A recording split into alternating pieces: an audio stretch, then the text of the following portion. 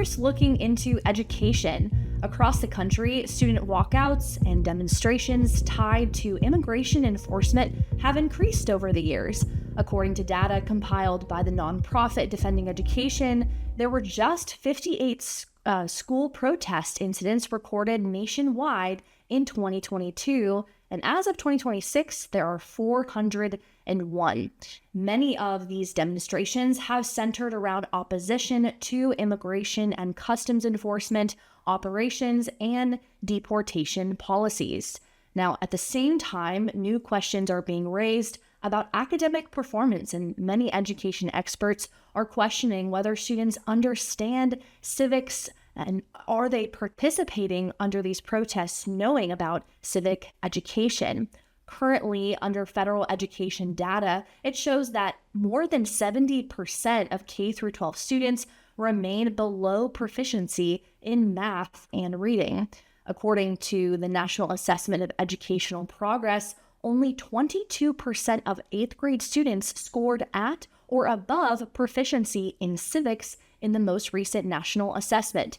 And civics education has to do with America's founding, various constitutional test scores, and this is a continued decline. While many education experts have spoken to the Center Square, and they say that students are increasingly engaging in political activism before gaining a strong foundation in how public policy and government systems actually function.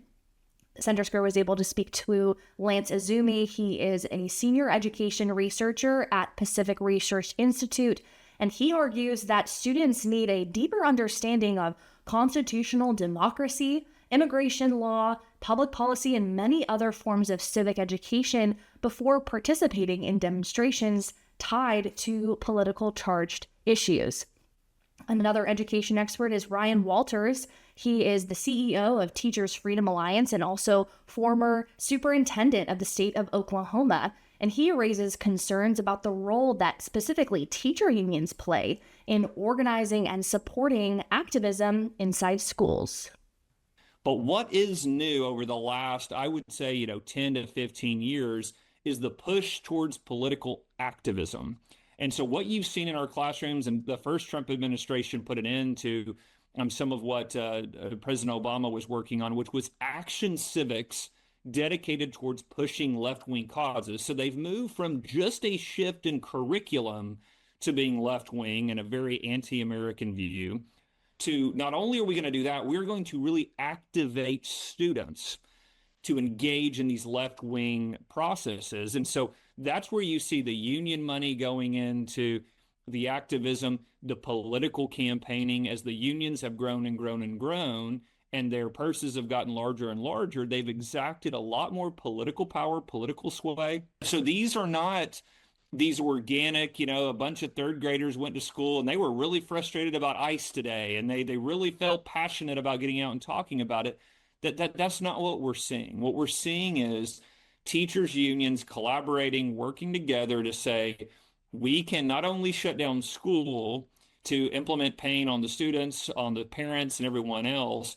What we can do is use the children to push our political message during an election year to really maximize pain on the Trump administration and Republicans around the country in order to exact our will and to try to, frankly, cause chaos for their political gain. So that's absolutely concerted effort.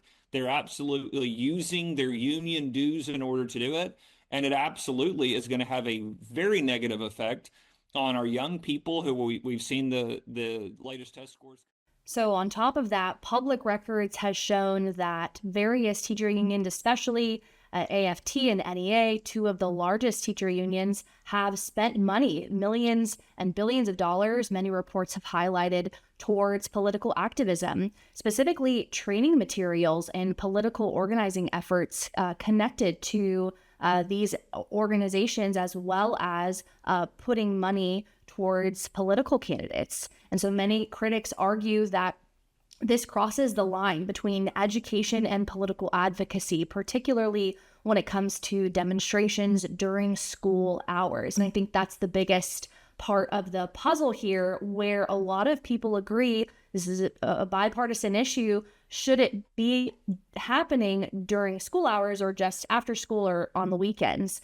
Now, Walters continues and says that, these schools should encourage civic education. Students should be encouraged to protest, but also students need to study history and government through primary sources and open debate, rather than directing students toward activism. Take a look. The founders were prolific writers. It's not a secret. It is there. It needs to be studied. Students need to be well refined in primary sources. That we have seen that go to the wayside with the left's dominance in education, where they get into this. No, let's just critically think. Let's just form opinions. Well, you first need the facts to form opinions, and that's where indoctrination comes in. Of we're going to push an opinion on you instead of presenting you with the facts, doing a deep dive into that, and then encourage you to come to your own conclusion. So I think, first of all, what you see with those scores is the students don't know the facts. The students haven't been diving into primary sources. The students haven't been reading directly from the history makers themselves. So that's the first component. The second component is what the unions have driven in schools, which is we're going to help activate you towards this cause rather than the simple encouragement of here's our history, here's our facts. It is important for you to be engaged. Whatever way you want to be engaged, left, right, center, whatever it may be. Benjamin Franklin said it's a republic if you can keep it. The founders talked about an engaged citizenry.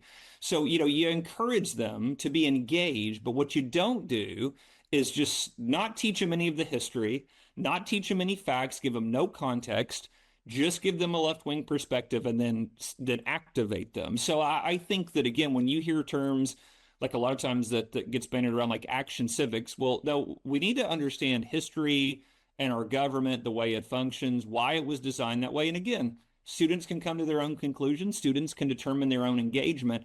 But our goal is to educate children so that they can do what they want to with that knowledge, not to direct them of how to, be an activist. And I think that's what you've seen. And I think, again, you look at the test scores, it's very reflective of what the left wants is we don't want you to know the history. We just want you to engage with our perspective.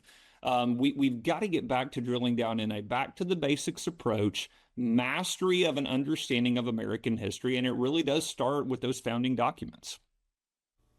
While these education experts have a lot to say about student walkouts and ICE protests during educational hours, Americans and taxpayers have also spoken.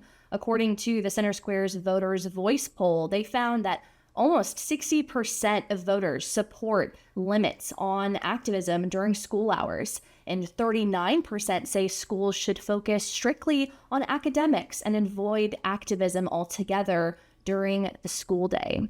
Well, the Center Square will continue to follow developments on this story, and for those who would like to follow more education-related stories, you can go to thecentersquare.com.